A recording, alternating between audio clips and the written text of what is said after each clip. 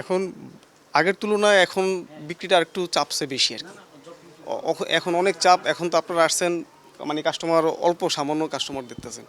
লাঞ্চের পরে আসলে আরও কাস্টমার দেখতে পারবেন। সেটা হচ্ছে মানে লাঞ্চ করি এখন আগে লাঞ্চ করতাম ১টার দিকে, এখন লাঞ্চ করি ৫টার দিকে। এই অবস্থা হয়েছে এখন বর্তমানে আমাদের পরিস্থিতি। তবে মানে এখন সেলটা ভালো ইনশাআল্লাহ আলহামদুলিল্লাহ আগের থেকে আগের তুলনায় সেলটা ভালো হচ্ছে। আর সবচেয়ে বেশি জার্সি যাচ্ছে হলো লিগ আর্জেন্টিনার। আর্জেন্টিনার ফ্যানরা অনেক মানে ভক্ত বেশি।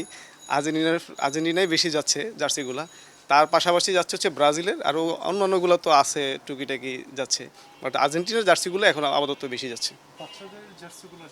বাচ্চাদের জার্সি তো খুবই ভালো জার্সি, আর যাচ্ছেও ভালো। বাচ্চারা নিজেরা আসে, বাবা মার সাথে নিজেরা আইসা কিনে নিয়ে যায়, ট্রায়াল দিয়ে নিয়ে যায়, আনন্দিত হয় এ থেকে। আস আলহামদুলিল্লাহ ভালোই আছে, সব দিকেই ওটাও যাচ্ছে ভালো।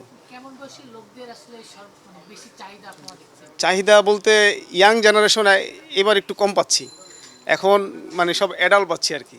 যেরকম হচ্ছে 30 থেকে যাদের এজটা শুরু আর কি, তাদের মানে শখটা এখন মনে হয় একটু বেশি বাড়ছে।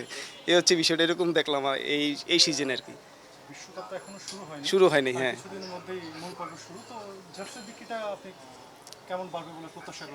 এখনও তো বলা যাচ্ছে না। এখন যেই চাপটা যাচ্ছে আমার মনে হয় আরও বাড়বে।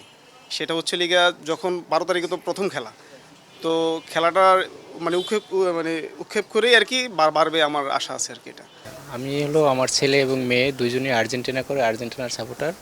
আমি ওদের জন্যই জার্সি কিনতে আসছি।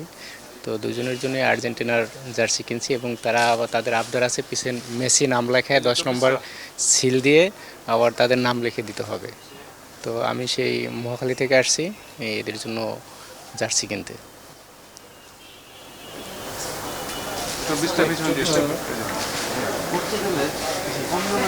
এই যে বাবুরা